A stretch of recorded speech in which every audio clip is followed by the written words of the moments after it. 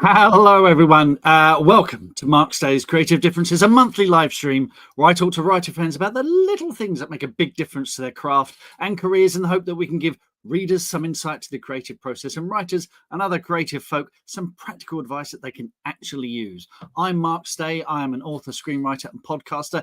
And if you're joining us live, feel free to ask questions in the comments and take part in the conversation. And a big thank you, as always, to Dominic Curry for his jingle. This has a spooky Halloween feel. And I know we're recording this in September, but by the time this goes live as a podcast, it'll be October. And frankly, spooky season starts earlier each year, doesn't it, Em? Hell yeah. Hell yeah. So let's have a listen.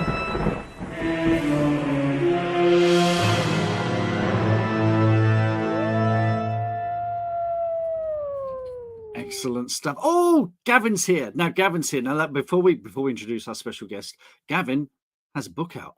Here we go. Let's bring it up on stage. Fright on Stage Right. Now, it says out now in Europe. That was this morning. I'm guessing it's going to be by the time the podcast is out. It's going to be out everywhere. Gavin was an earlier guest on the podcast. I'll put a link in the show notes so you can check out that episode. Absolutely brilliant. Writes as GB Ralph and writes wonderful, cozy crime. And this one has a spooky theme as well, which gives us another excuse to play the jingle.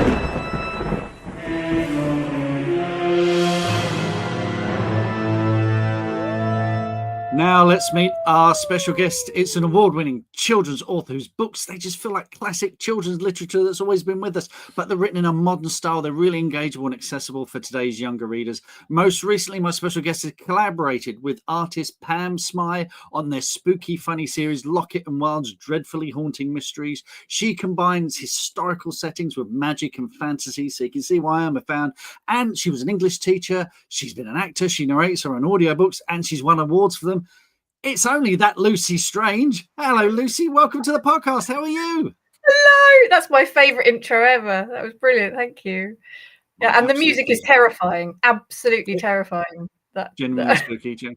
I've also realised I've got quite a creaky chair today. I think this needs oiling. This is going to come up on that'll add to the atmosphere. Yeah. Thank you so much for joining this evening. I'm a big fan of your books. We've done book events together because we both live in Kent. We're local to Kent. But then we've got marvelous Lockett and Wilde supernatural sleuths here. The first book there is The Ghosts of the Manor, and then we got the new book in the series, The Ghosts of London, the second in the Lockett and Wilde series. I haven't seen that banner before, Mark. That was that's lovely. I like that. I pinched it from Amazon. You know, they have those sort of, you scroll down. Yeah. Oh, yeah. It's very nice. It's nice when your publisher keeps you in the loop, isn't it? So Lockett and Wilde, tell us about this series and what they're up to now. So it's a bit of a departure from my usual stuff because it's much lighter. It's a bit sillier. my first attempt at writing something funny, which I felt a bit self-conscious about at the beginning, but then very much enjoyed. So they are like cozy gothic, if that's a genre. Let's say that's the genre. It is now. Yep. Cozy. So it's they're kind of spooky but funny and very warm. There's a lot to do with kind of family and found family and friendship in there. We have it all begins with a traveling theatre show called Signora Valentina and Her Shadows of the Dead, and nice. Little Matilda Lockett is part of this stage show, and it's completely fraudulent. Wow. So Matilda's Aunt Evelyn, who is Signora Valentina, pretends that she can summon the spirits and communicate with the spirits. So it's all done with smoke and mirrors. It's all completely fraudulent. But then Matilda discovers she actually can see ghosts. And so they're paid a huge amount of money to go and do this séance at a big country house. This is in the first book, in The Ghosts of the Manor. And they decide they can't possibly turn the money down. So they go to do this, to essentially to exorcise this spooky spirit that is haunting the folly of Beauchamp Manor, and it is here that Matilda meets a little ghost boy called Edgar Wilde. They become best pals, and together they become supernatural sleuths. They sort out what's happening in the folly, and they solve the mystery of the Beecham Blue Diamond. And then in this second book, in The Ghosts of London, Edgar has come back to live with Matilda and her family, Aunt Evelyn and dear old Uncle Barnabas, who I love very much. And Matilda's got curious about her real parents and the story behind her real parents. And she always imagined that her father was part of Signora Valentina's travelling fair because his name was Geronimo Lockett. So she, in her mind, he was always like a human cannonball or, a trapeze artist or something. And it turns out, the beginning of Ghosts of London, she discovers actually he was an accountant. And she and Edgar they find his old office. They track down his old office, the accountancy firm Grab and Lockett. And they discovered actually they were, her father was kind of mixed up with some bad folk, a criminal called Bullion Bill who was in charge of this huge gold heist, and the offices of Grab and Lockett are now a junk shop, Divine's Emporium, a lovely old junk shop. And they are, but you won't be surprised to hear this, Mark, but the junk shop is most dreadfully haunted. Wouldn't you know it? So that's a slightly rambly introduction to the first two books. No, I love it. And I know you're saying you're being self-conscious about being funny. I mean, it made us laugh, so and it is one of these things people say to me, oh, are the books funny? And I'm kind of like, well, that's for you to decide, really. Yeah. It's kind of, so because your previous stuff, and you've got some of that, well, I'm going to pop some. I mean, we love you get the most amazing covers on your books there. They are just absolutely This is gorgeous. all down to wonderful artist designer called Helen Crawford White, Studio Helen. And I feel so lucky because the first book was Secret of Nightingale Wood. And if she'd gone in a completely different direction with that cover design, I feel like my whole career trajectory would have been very different. So we found this, strange world brand, if you like. It's not a very nice word, but that's kind of what it is. Early on, and it's got that kind of, it's got a period vintage kind of look to it. And there's also kind of the I don't know, there's something fairy tale about it. It's kind of got an old storybook feeling to it that is just so that I love so much, and that's kind of fed into my writing as much as anything else. Absolutely, yeah. And those covers reflect that kind of atmosphere. But now these are like you say, the tone of the Lockett and Wilde series is funnier. So how did you gauge that thing of whether or not it's funny, or was it a question of handing it over to someone else and going, is it funny? I don't doubt myself in that respect. I don't. Well, I do. I mean, you can only go with your own instincts, can't you? And if I think it's funny, I think that's. But it was a very deliberate choice. So Pam and I had worked together on a couple of Barrington Stoke books. So I also write these dyslexia-friendly stories for this lovely publisher. I'm sure all teachers out there will have heard. In Barrington Stoke books, they do these really short, really super accessible dyslexia-friendly stories, which can actually be life-changing for kids who've struggled to get into reading. I think they're an amazing publisher, and they do wonderful things in the world, these books. Not just my books, I mean Barrington Stoke books in general. So Pam and I had worked on two books for Barrington Stoke. We worked on The Mermaid in the Mill Pond and The Storm and the Minotaur. And they're kind of historical, mythical. Have I got any of them to show you? I don't think I have. That's very silly of me. I've got a bookmark. Look, I've got a bookmark. Mark. There's a bookmark. Oh yes, I know. I know. Yeah. That one's The Mermaid in the Mill Pond. Anyway, so I think we'd only done The Mermaid in the Mill Pond, and we liked each other's work so much. It was one of those really lovely things where, I'd actually asked Barrington Stoke if they could get her to illustrate The Mermaid in the Mill Pond, because I loved Pam's Thornhill so much. Brilliant, very, very dark Gothic graphic novel. And they managed to get her to do Mermaid in the Mill Pond. So there's a big overlap in terms of our interests in sort of a literary way and artistically. We both love the Gothic genre. We met up and we had lunch at the Goods Shed in Canterbury. Mark, you might know it. It's a I very, have been there. It's lovely, frequented. very nice. Yeah, I wouldn't say frequented. I've been there once. we had the, and that's where it began. And so we talked about what we wanted to do something together. We wanted to collaborate. And it doesn't know, that's not, as you will know, that's not usually how it works. Like usually in the world of publishing, usually a writer will write something and a publisher will buy it or not. And if they buy it, they will choose the artist or the illustrator if it's that sort of thing. Yeah. But we wanted to do something together. And we both felt very strongly that there was a big jump between those kind of lovely, lavishly illustrated books for 7 to 9-year-olds, which are, really, really fun, really pacey, really accessible.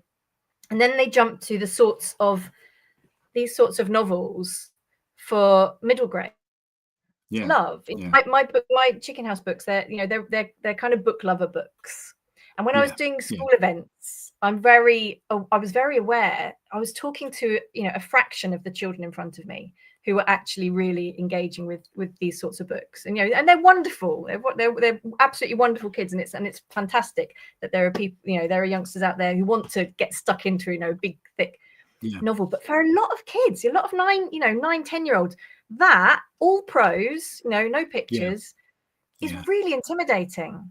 And Pam and I felt really strongly that there was a and there are some titles, but we felt there needed to be more in middle grade, that was much more accessible and much.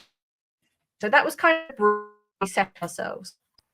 I've got some of Lockett and Wilde. Yeah, there we go. So I've got some of the layouts here. Yeah, they're really richly illustrated. Yeah. And if you're listening to this on the podcast, there's there'll be a page with the illustration which overlaps onto the text, and there are speech bubbles, and it's now, how does this work? Are you writing, as you're writing, are you sort of spotting where the illustrations could go, or does Pam do that? How does it work? And does the narrative change as a result? Yeah, it's a combination of both. So one of the other things about these books, because they're mysteries, is that there are clues to help you solve the mystery in the picture. For that reason, some of the pictures are really kind of strategic, and we have to think about exactly where it's going to fall in the text and so on. But it's very much kind of a back and forth process, and a huge amount. I mean, I feel like I just get to sit down and write a story that I find really kind of fun, and then most of the hard work happens between Pam and the designer, and it's that is an extraordinary process, how they get all the layouts and how they shape the text. When I come back to it is where they've taken dialogue out of the text and put it into speech bubbles. I have to make sure that everything still flows, everything still makes sense, that kind of thing. But there is a fair bit of back and forth. But it's been really fun. It's the first time I've really collaborated with anyone, because as you know, Mark, a lot of the time writing's quite a solo business, isn't it? Absolutely, yeah. Having done it on the first book, what were the biggest lessons that you learned moving to the second book? Oh, that's a good question. I don't know if I don't know if I learned. I don't know if I did learn. Did I learn lessons? Come on, Lucy, you must have learned something. I tell you, actually, one thing was that was the length of the book. So the first book we wrote, it was too long for what it needed to be. And I'm sure you found this before. Like if you've got a very clear idea of a word count that you're heading towards, and that all the way through, it's much better for you in terms of the structure and the pace. Yeah. And with this one, I'd been aiming for it to be, I think I aimed for it to be around about sort of 30,000 words, the first draft of it. And then we needed to get it down much closer to 20,000. And it's horrible cutting stuff, isn't it? It's so tough. A third of the book, that is a lot. We cut a big old chunk. Wow. But so probably that. And then that meant that I think that did mean that the second book was probably was a much smoother thing. I'd also tried to make it a bit more literary. In the first draft of the first book, there was a whole like it sounds silly now I say it out loud. There was like a whole Lady of Shalott like analogy thing going on through. Oh, the kids love that. I loved They're it. all talking about the Lady of Shalott on TikTok. That's who loved it. If ever there was a darling that needed brutally murdering, it was my Lady of Shalott subplot. Anyway, so it was so we took that out. And so actually I think I had a much clearer idea. And it was easier. It was the first time I've done a series either. It's great, really? isn't it? Because you've already got your main characters and you know them and you know how they talk and you know their choices they would make. So actually the second book and then the third book, which I've just finished editing, which will be out this time next year, which is The Ghosts of the Library. Again, that felt much smoother again, like a smoother process. Yes, I'm just coming out the other end of that because I did 5 Witches of Woodville books. I'm just finishing a fantasy trilogy, and it's like I'm not writing these characters again. I'm having to start at the bottom of them and build a whole world for a new series. Gosh, and no, it's that is really hard. I must say, I thought of you the other day, Mark, because there was a scarecrow festival in our local church, and I am not kidding. It was terrifying. It was pure Witches of Woodville, or with a bit of Midsummer Murders. Like you just kind of. We saw some people wheeling one of the scarecrows into the church, but it looked like a dead body. Like it was. Oh, I wish I'd known. It was very, very, very dark, and I mean, some of them were beautiful, and it was very impressive display. But it was a bit weird, a little bit eerie. Well, it's rural Kent. That's what inspired the books. I know. Yeah, it was brilliant. Yeah. So series.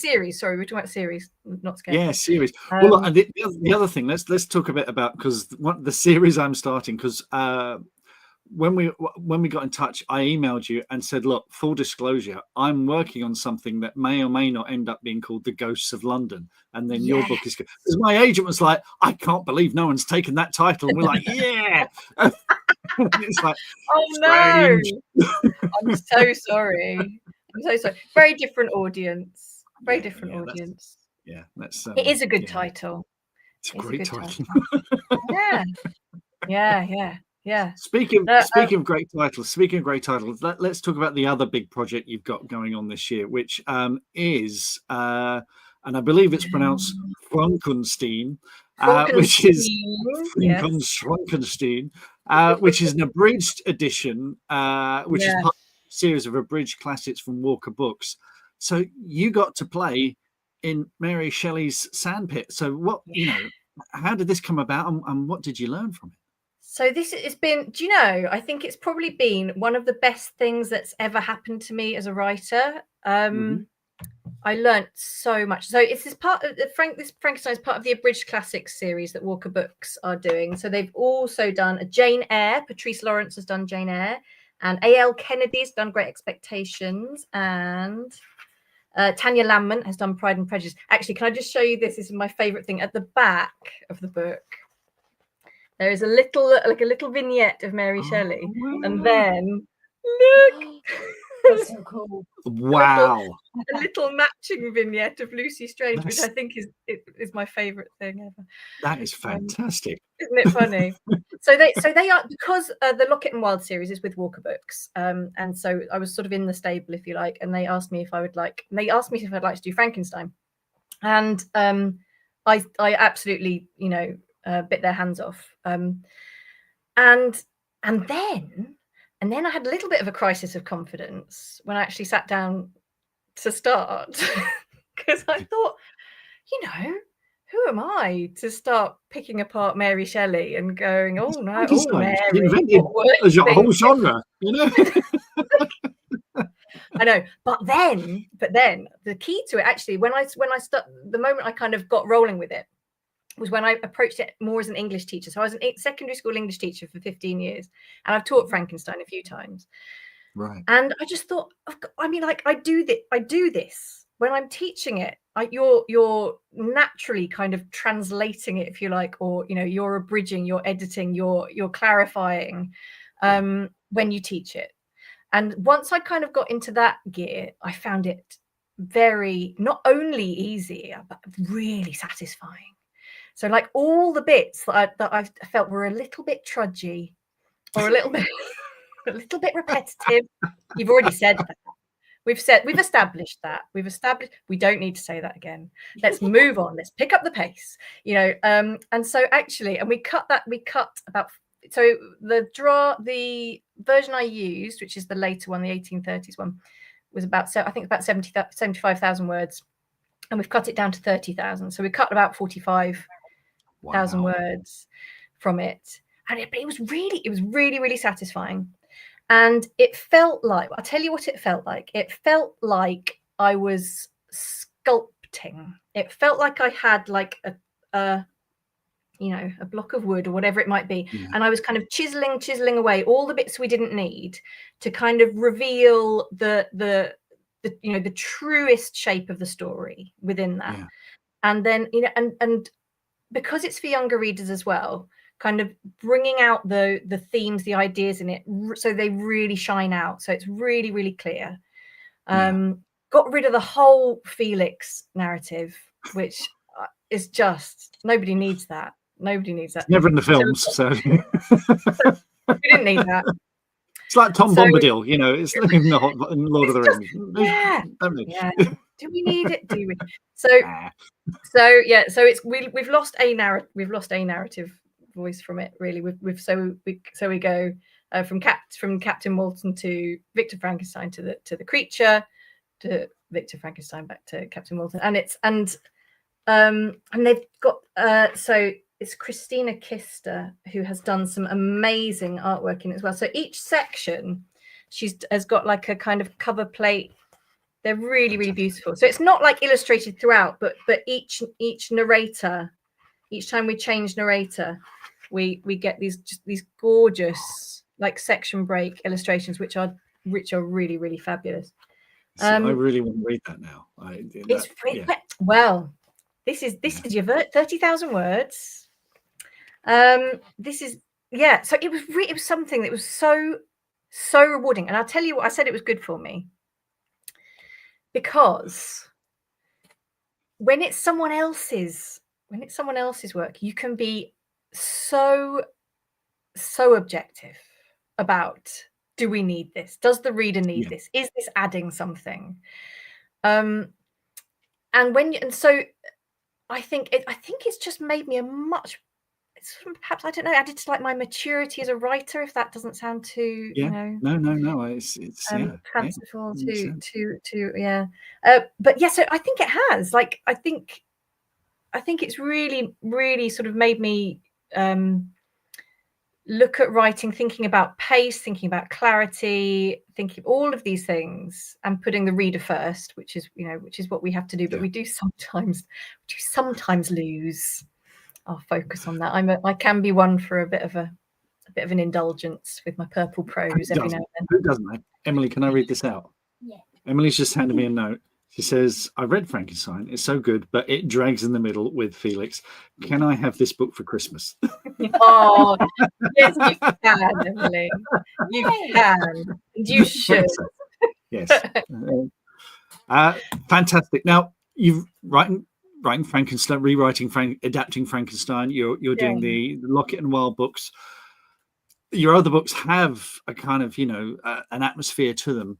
When you're writing kind of horrific stuff for kids, how scary is too scary for children?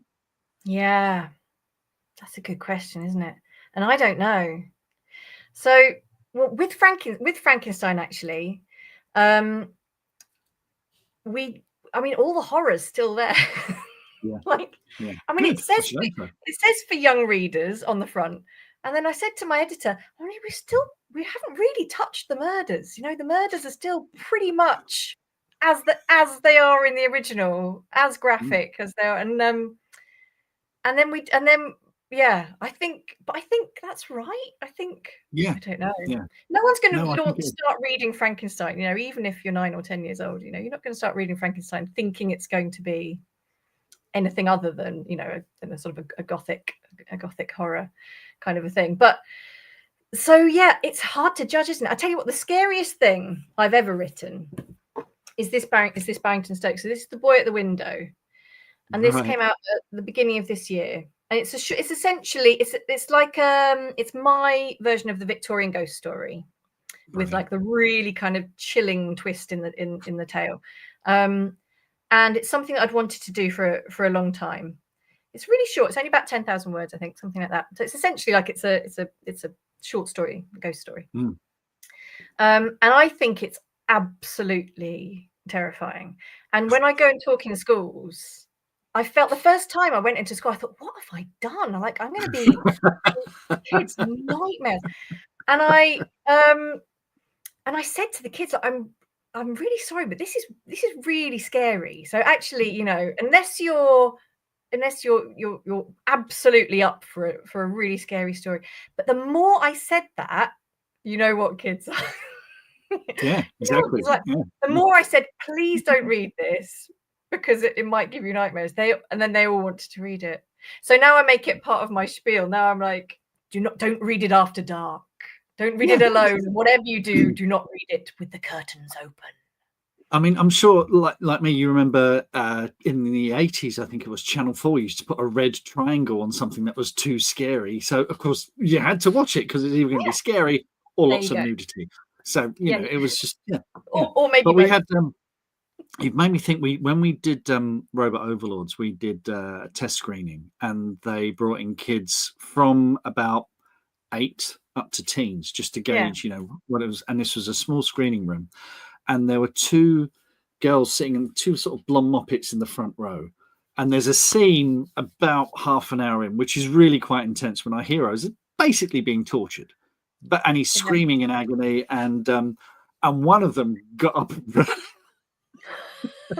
And apparently I forget, it was a teacher who brought them, had a go at the producers afterwards, saying, you've traumatized this child. But the girl sitting next to her loved it. And at the end, she was asking all the intelligent questions, and really, and it turned out she was a Doctor Who fan.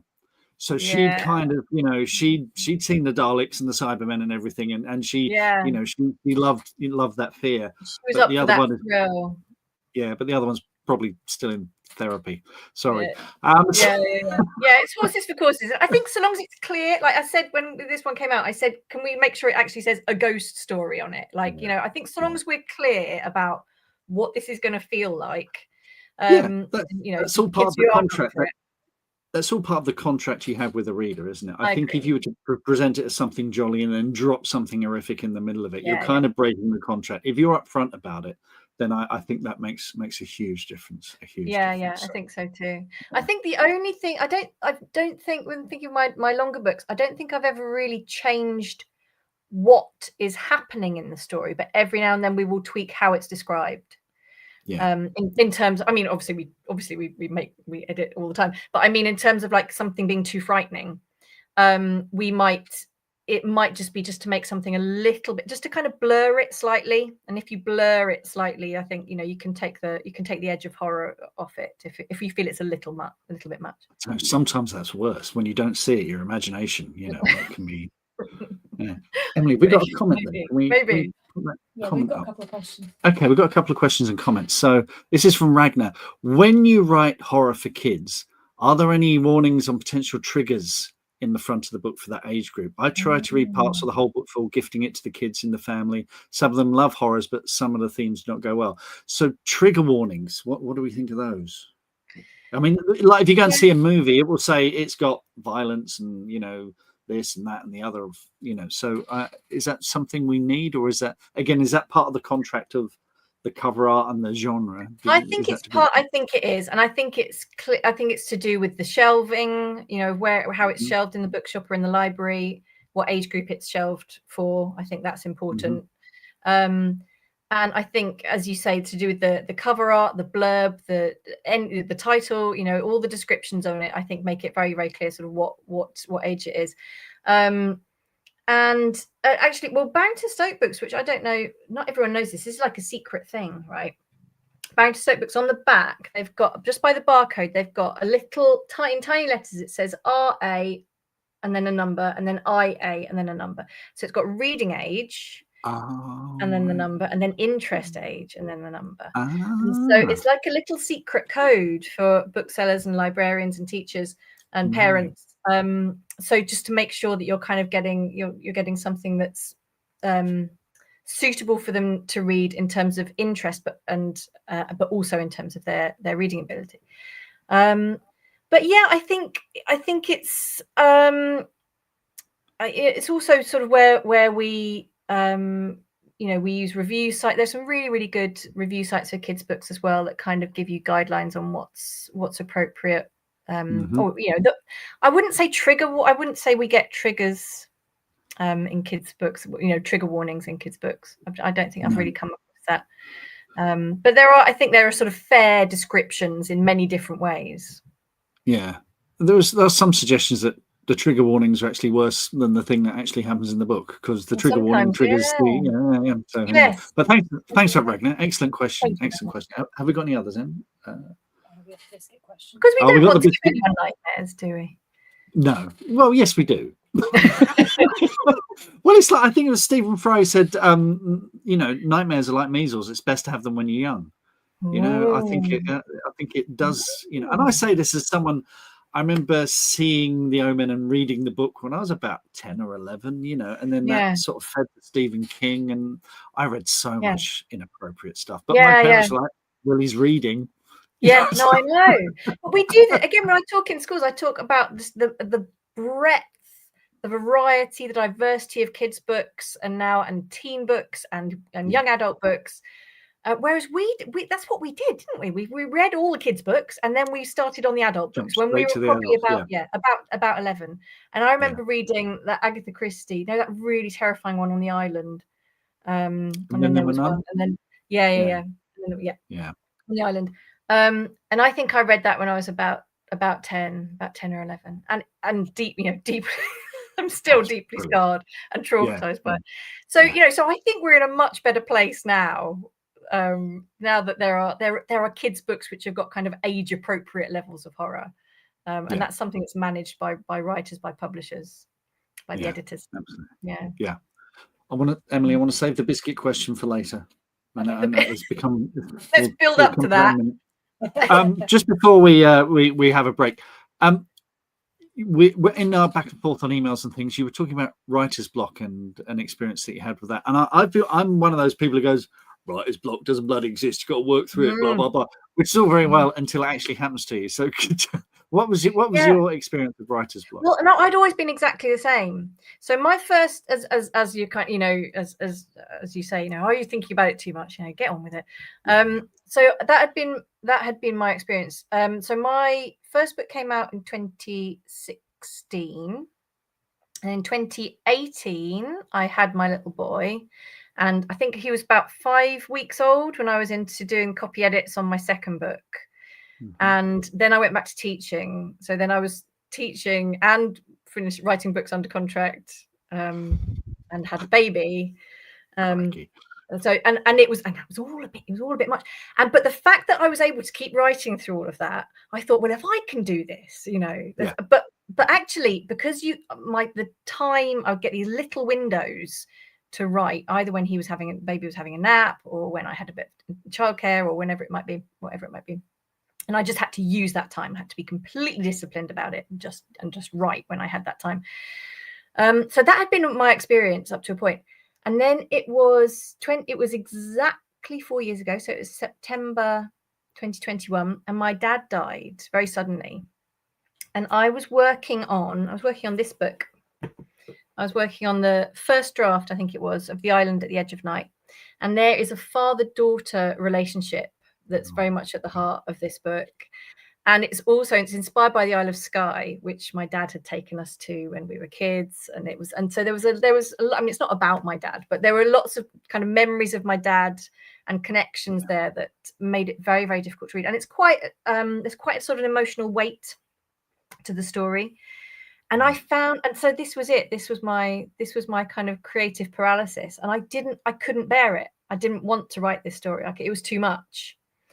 And so for a while, I kind of couldn't really do anything. And then this was when the Lockett and Wilde books were kind of, Pam and I were kind of having these conversations, and I didn't think I was going to be able to do anything on those either for a while.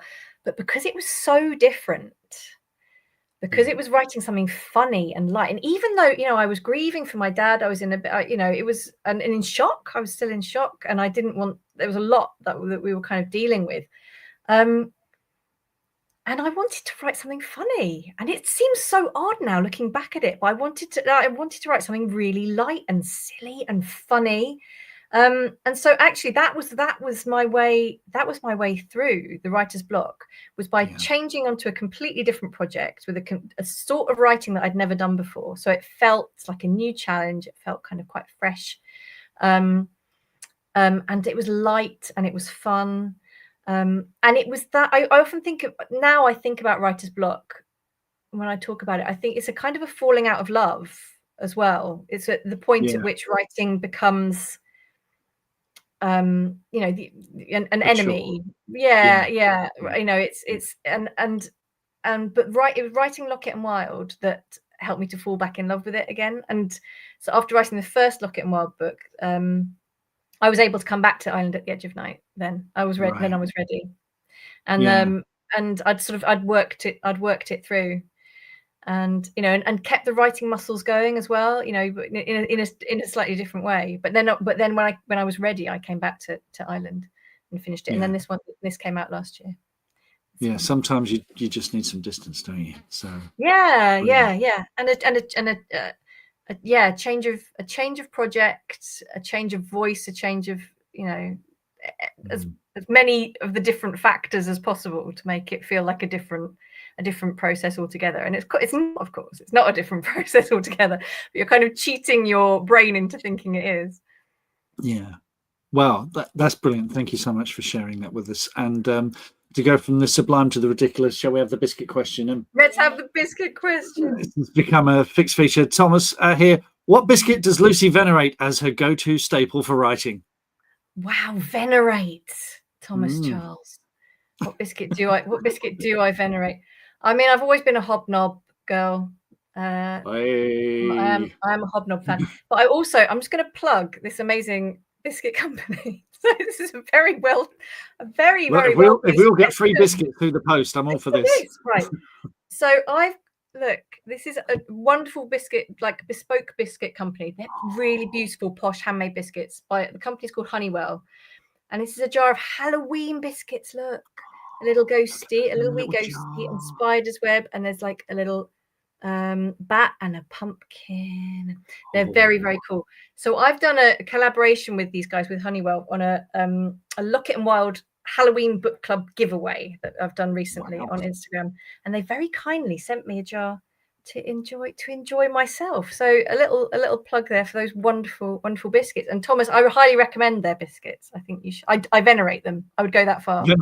Well, we shall put a link in the show notes so people can check that out. So wonderful. Well, listen, we're going to have a little wee break now while I plug some things. So I'm just going to move you backstage for a minute, Lucy, and then we'll come back to you in just a moment. So let's talk about the Green Room, shall we? Now, twice a month, I run live sessions on Zoom where you can ask me questions about the craft of writing, your work in progress, the business of publishing.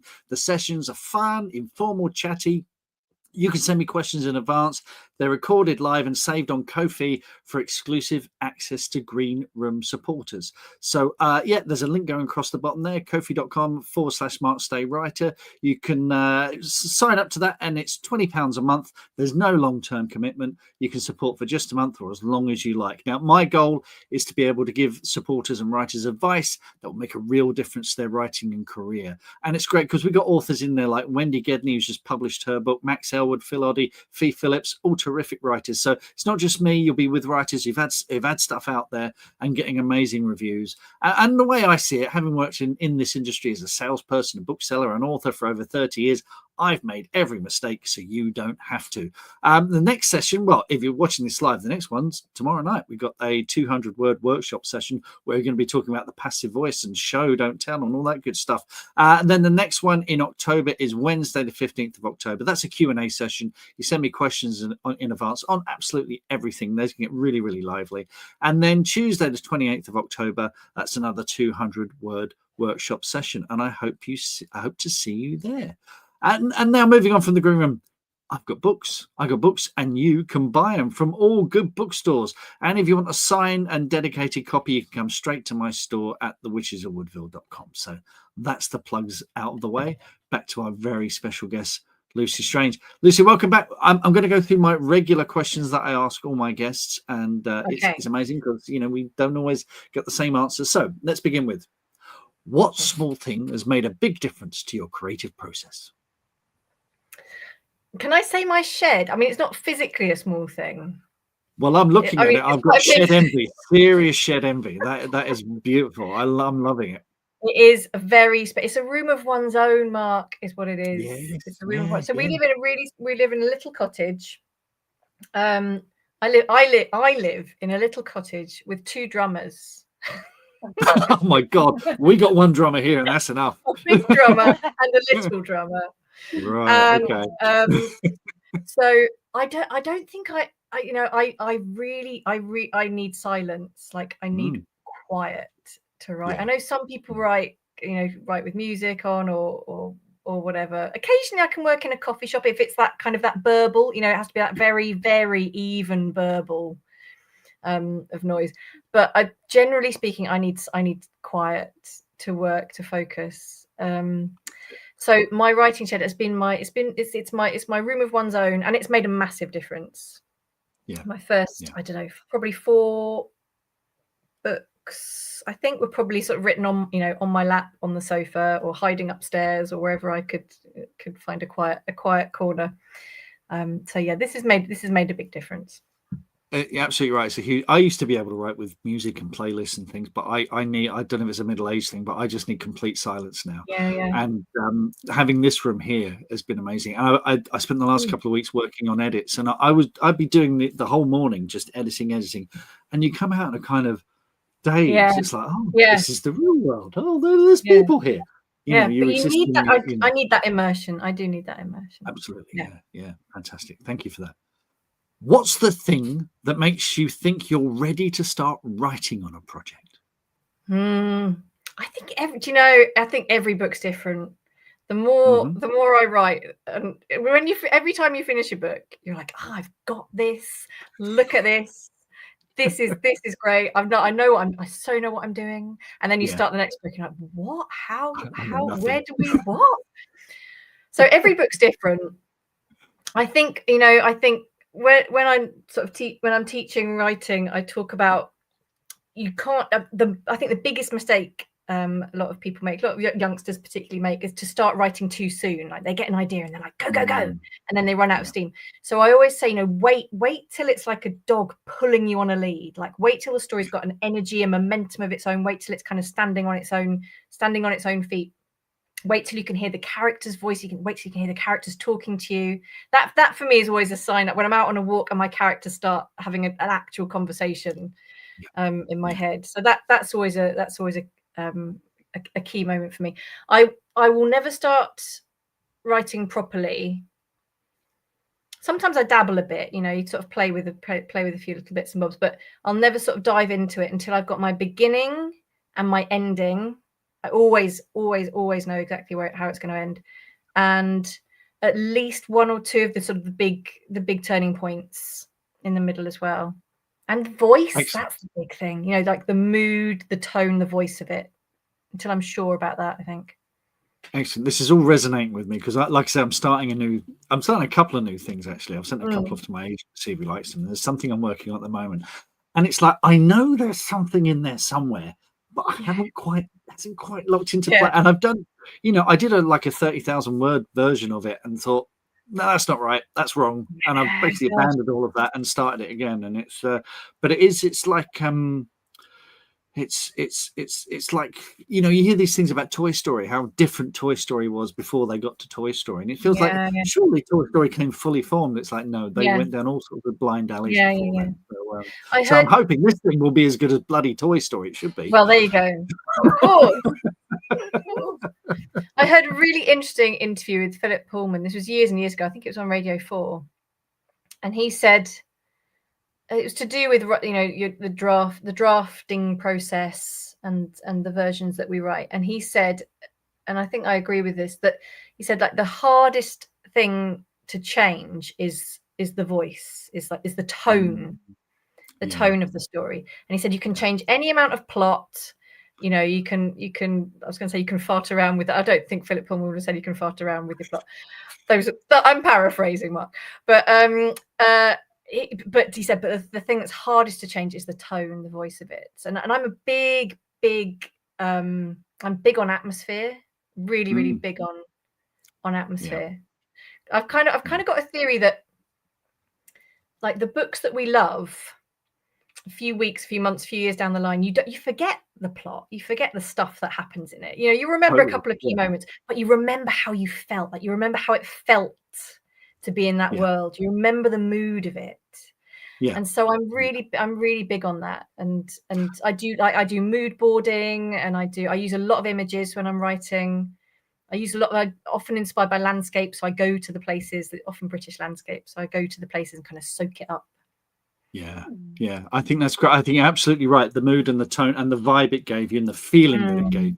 That feelings, And also, I think what you might find when you're writing a series as well is the character thing. I remember, having worked at Orion, doing a few events with authors like Ian Rankin, who have Rebus as a series character, and punters would come out and get their book signed, and they never talk about the plot, but they would talk about Rebus like he was a friend, like and what, you know, what's going to happen to him next. They just want to spend some time with that person again. Yes, in that world. Like, yeah, absolutely. Yeah, that's so interesting. And that's what I think is missing in the thing that I'm working on at the moment. It's in there somewhere. Yeah. It needs to click. You need something. You need one more ingredient in the cauldron, Mark. You need something. Yeah. I think you're right. Might be a biscuit. Next. How do you know when you're done? Do you know? Yeah, I think, you know, you're at the time at which you can't possibly do any more because it's got to go to print. Or your editor tells you it's done. Like, I mean, I definitely get to a point where I'm happy for it to go. You know, but you could endlessly tweak. I mean, any writer could. Every time you read back through it, there's something you go, I could just do that. And I do quite a lot of my own audiobooks, not all of them, but most of the Chicken House ones, I've done all of my own audiobooks for those, and the Lockett and Wilde as well. And so for me, that's the only time after finishing a book that I actually sit down and read the whole thing, and I'm reading it out loud. And I do have moments where I'm like, what that, you used that word just there. You used that word. So you could tweak endlessly, couldn't you? You could tweak endlessly. But absolutely.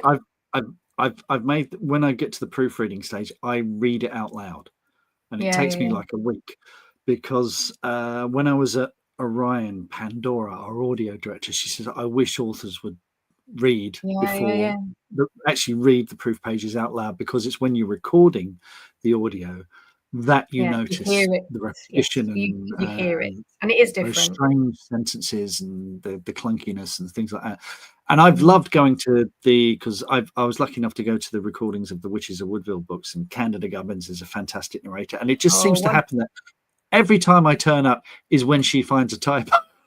No. Oh dear. Jinx. Yeah. Yeah, it's Typo's definitely, better than like a major plot error, though. That could be worse. It could be no, it could be a lot no, worse. that character died 3 chapters ago, Mark. What are you thinking? Yeah, I know. I do hate it when people sort of pick on typos and give you crummy reviews, and it's like, well, you write 80,000 words without a single typo, and then maybe we'll talk. No, I know the odd thing does tend to slip through. The odd. Next question, and folks, if you're with us live, feel free to put questions in the comment section. We'll come to those at the end as well. So, next question: how do you remember that idea that you have at, say, 3 a.m?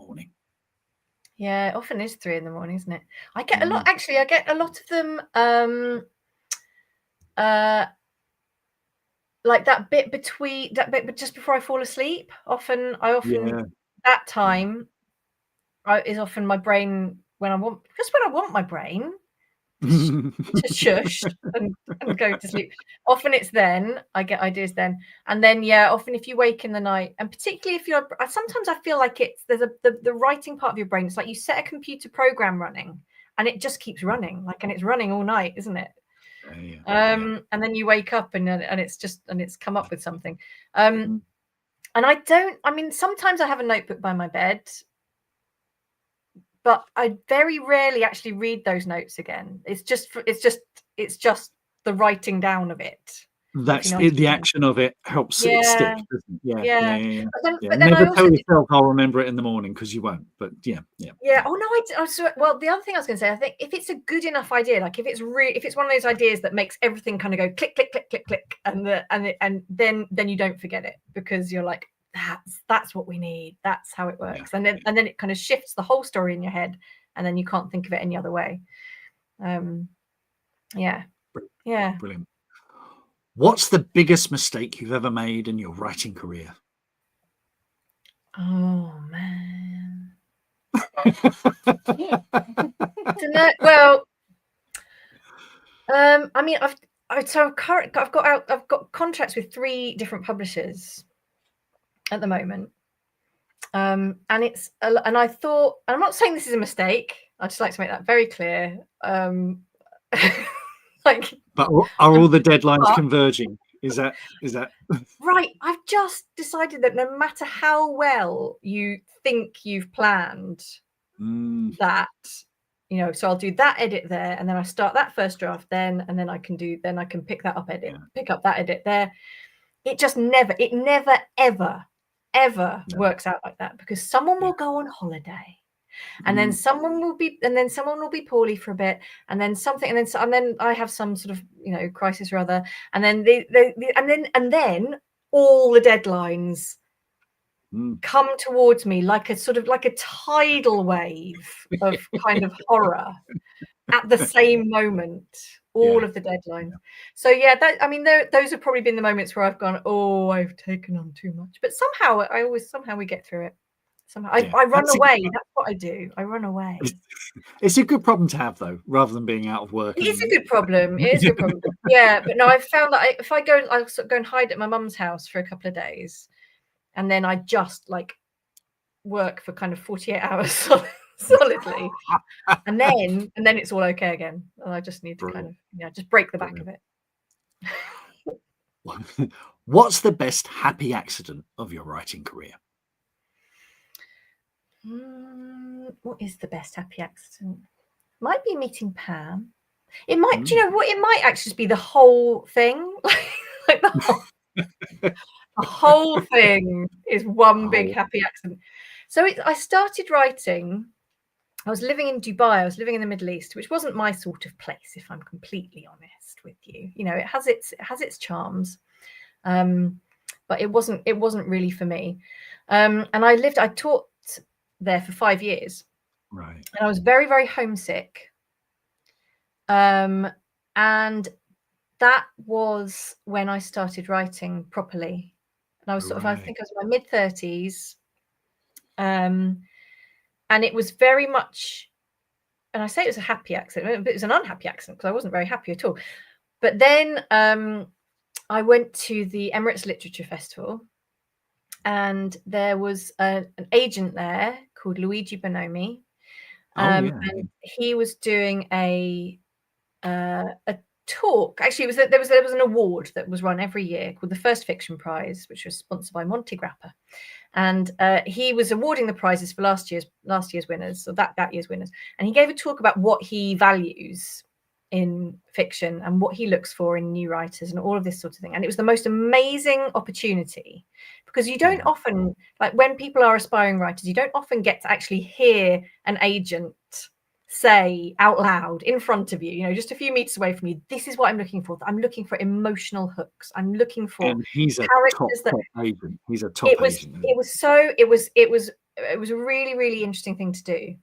And I went away and I thought very hard about what I was writing and what I wanted to write. And that was when it was when I was working on the Secret of Nightingale Wood. So and I thought it might be his cup of tea. And I felt like I really kind of took on board some of the things that he said, and I went away and worked on it for that year. And then he came back the following year to do the next year's prize, and I entered it with what I'd written for Nightingale Wood, and it got the runners-up prize. Wow. And so that was how, and then he took me on from that, and he helped me to develop the full first draft, which he then sold to Barry Cunningham at Chicken House.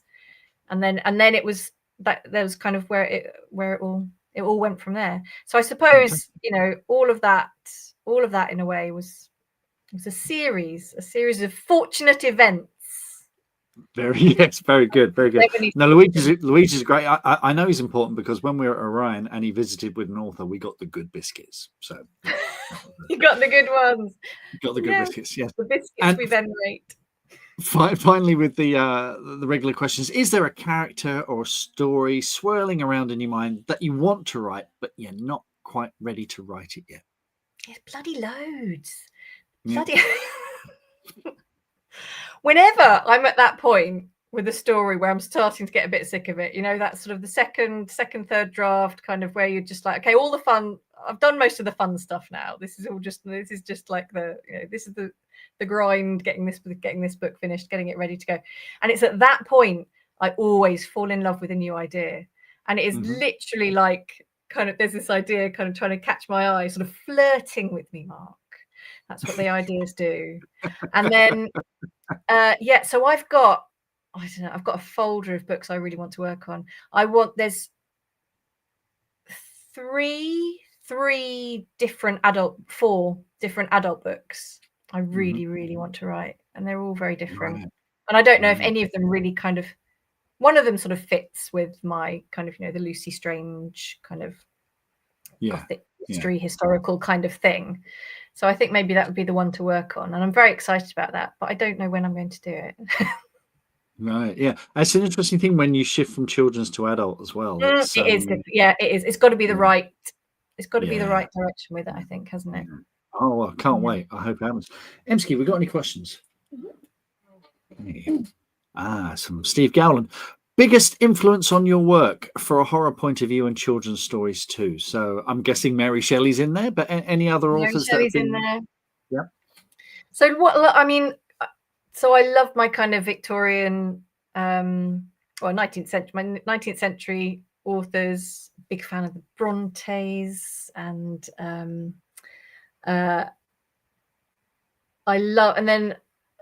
Daphne du Maurier as well, so earlier 20th century. So that I love the twists in du Maurier's writing. I love setting up a good twist, and those kind of the psychology of her writing as well is something that I really, really admire.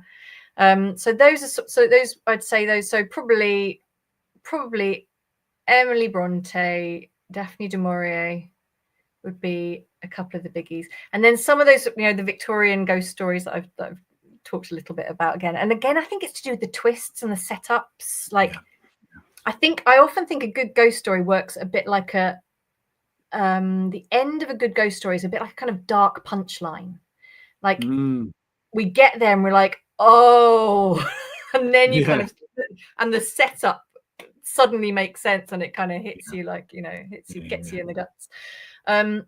But there's lots and lots of authors. There's lots of, so for me, like one of the books that shaped shaped my children's writing most is probably Frances Hodgson Burnett and The Secret Garden.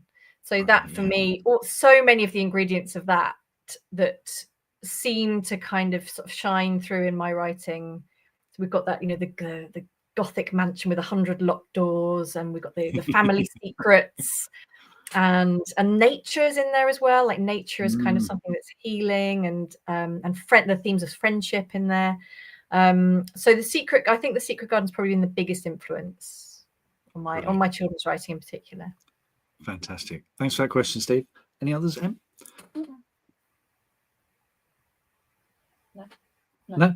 Oh, okay. All right. We shall move on. So let's move on to what's bringing you joy at the moment. And I think you are the first guest, Lucy, because we say this can be books, movies, TV shows, music, games, whatever makes you happy when you're not writing. All of yours are books. So I love this. So tell us about what it is about these books that's bringing you joy. And let's start with the Essex Serpent by Sarah Perry. Yeah. Well, first of all, can I just say that this question has caused me to take a long, hard look at my life. Because I thought, what do I do for fun? And I had to, I really had to have a word with myself, and I'm going to have to do something about this. I think because I've got myself into such a kind of the work zone. So anyway, a lot of the books that even a lot of the books that I'm reading for pleasure are somehow kind of informing or connected to various writing projects. Yeah. But they do bring me joy too. So Sarah Perry's The Essex Serpent is a book that I'm reading at the moment. It is I think it's sublime. I think it's absolutely like note perfect.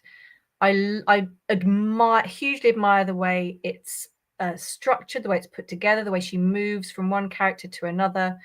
The setup of it somehow follows all the rules I want it to follow while still feeling kind of fresh and unexpected.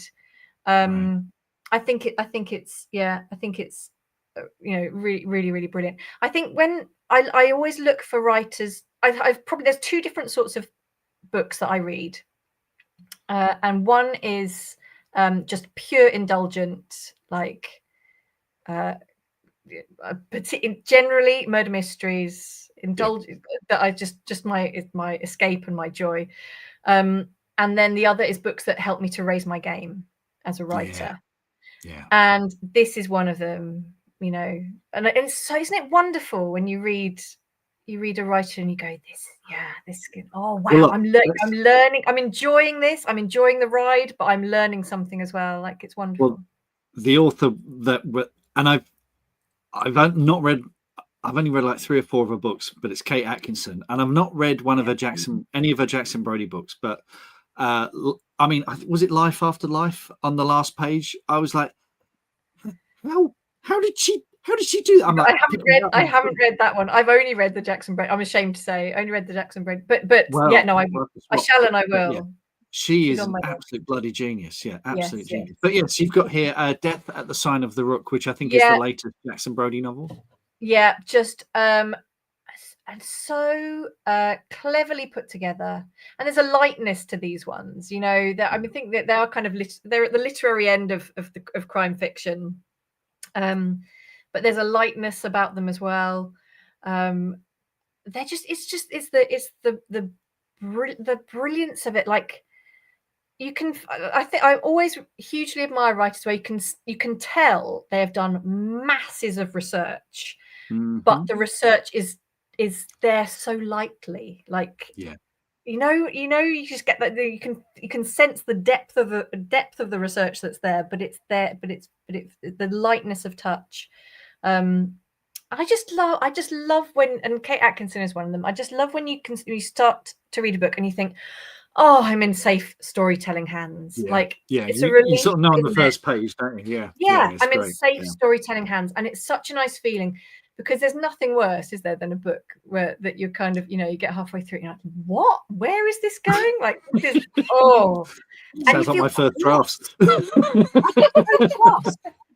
I get so cross that I feel like someone's wasted my time. I get personally angry at them. But that feeling that you're in safe hands is wonderful. No, very much so. And then we've got Diane Setterfield, Once Upon a River, which if we look at the cover, they've got Essex Serpents, Once Upon. They're very similar, aren't they? Yeah. It's like trends. There we go. Look at that. Twisty, turny books. things. Yes. I do like twisty books. I like this is now turning into some sort of analytical process. Let's delve into Lucy's mind. Look at this. That's very interesting. So Diane Setterfield, again, is one of those writers where I feel like I'm in safe hands. I'm invested in the story because I know it's going to pay off like brilliantly and beautifully. Yeah. And this, I think, is my favorite of hers because it's very there is a kind of a gentle warmth and humor in there at points with some of the characters, but it's got a real kind of fairy tale feel to it, and it's lyrical, and it's a really special book. It's one I'll come back to. Fantastic. And your last book is a memoir, Diana Athill, Instead of a Letter. So I hardly read any nonfiction, hardly any, very, very little nonfiction. And so I'm writing next year. I'm writing my first ever young adult book. It comes out next year, and it is a World War II love story / murder mystery. And it's so it sets in the Second World War. And I was talking to to Louise Lamont about it. So she's one of the agents with LBA that I work with very closely, and she's the agent that has seen Lockett and Wilde through the whole process. And she's a wonderful, wonderful agent and brilliant mind, so widely read, and a huge film buff as well. She's a brilliant, brilliant person to talk to about anything. So I was talking to her about my second World War story, and she said, "You must read." And there are some people that when they say that, you're like, must I? Or homework. Exactly, but not Louise. Really? And so she said, "You must read Diana Athill, Instead of a Letter." And I'm so glad there are books that, there are books that you finish it and you hold it to your heart and you're like, I feel different for having read it. I feel so glad that has been a part of that reading that book's been a part of my life. It's a book that I've been pressing into the hands of people that I know. You're now the one saying you must read it. And now I'm the one saying you must read it. So it's her memoir. It's Diana Athill, who I'm sure a lot of people will know is a very famous, successful editor. But she's known for her memoir writing as well. She wrote a novel as well, but I think she's most famous for her memoirs. And she wrote a Florence Diary, and she wrote a couple of beautiful ones about old age as well. She died not that long ago. I think she was 102 or 103 when she died. She's written some beautiful books about old age as well. But this one is is a golden book. And what I admire in her, it's about her youth. It's about her being her first love, who died in the Second World War, but who actually dumped her before he died. Which is just that it hits so hard, because obviously she's grieving for him, but he'd left her before he died. Like it's so. You feel like you know her after this book, and I don't know, that sounds probably terribly cliched, but like I feel like I've had a conversation with her. I feel like I know her. I felt sad that she had died because I wanted to go like, not that you can't just rock up and go knock on someone's door, can you? But like that's how good her writing is, and how well you feel you know her. And what I admire most, as I mentioned before, sometimes I can be a bit indulgent in my writing. Like I love the sounds of words, and I love playing with the sounds of words, and I love all of that.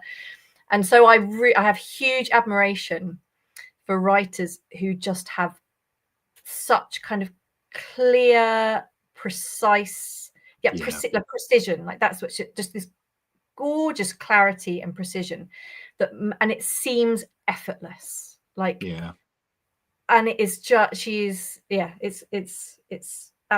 a wonderful book, but her writing style, the honesty and the precision with which she can just pinpoint these very, very sort of subtle moments and capture them. I think, it's a genius work. Fantastic. Well, folks, if you listen to the podcast back to this, we're going to put links in the show notes so you can check all those books out. What's giving me joy this month? I'm going to bring the tone down a little, Lucy, if you don't mind. I'm all about comfort stuff at the moment, and this album from Lindsey Buckingham and Stevie Nicks, which was released in 1973 before they joined Fleetwood Mac, has finally been released after being deleted for decades. And it was hearing this album that convinced Mick Fleetwood to have them join the band. Apparently he only wanted Buckingham because they wanted like a blues guitarist, and Buckingham's a great guitarist, but Buckingham insisted that his girlfriend Stevie join the band too, and the rest is rock and roll history. It's like a long lost Fleetwood Mac album, and they're both butt naked on the cover, so what more do you want? I've also been watching Superstore. I've been rewatching Superstore, and which we got into during lockdown. I think the first series is almost 10 years old now. Excellent sitcom from Justin Spitzer, who worked on The American Office. And why on the front of it, it might seem quite light and frothy. It's about the people who work for a big box superstore chain that doesn't offer its employees things like health insurance or paid holidays or maternity leave. So it's one of these things that is just very American, like Breaking Bad. You couldn't make Breaking Bad over here because, it doesn't need health insurance. So it's quite biting, and looking at what's happening to America now, it's even more so, but it's very, very funny, very funny.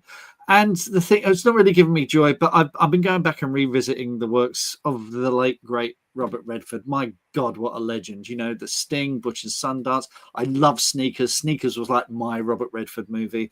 And most of all, I think you got to salute him for the Sundance Festival, which is one of the great independent movie festivals. One of those last legends of Hollywood. And can we please put a protective cordon around Harrison Ford, please? Because I don't want any more of my legends popping their clogs quite soon. So also, I'm going to be on the road. I'm doing Comic-Cons over the next month. So if you listen to this live on the 27th of this weekend, I'm going to be in Crawley, and then I'm going to be on the 28th at AbbeyCon in Abingdon, which is going to be a really good one, looks like. Then on the 4th of October, I'm in Ashford. In 5th of October, I'm at Maidenhead. And 11th of October, I'm going to be at Southend. There we go, Southend on Sea. That promises to be a really good one too. And then the couple of really big ones for October. I'm going to be at the Cardiff Comic-Con. So I'm driving to Cardiff. I'm staying over. My son has a girlfriend there, so that's why we're going over there. And then I've also been confirmed for the MCM Comic-Con at the end of October, and the London Film and Comic-Con in November. So pop along to markstayrights.com and the diary and appearances tab there, and you'll find all my latest dates. And I really hope you've enjoyed this episode of Creative Differences. You'll find all the links we discussed in the show notes and on the episode's webpage. And a huge thanks to Emily for production assistance, and Kai for the edit, and Dominic Curry for the jingle, which we can listen to one more time.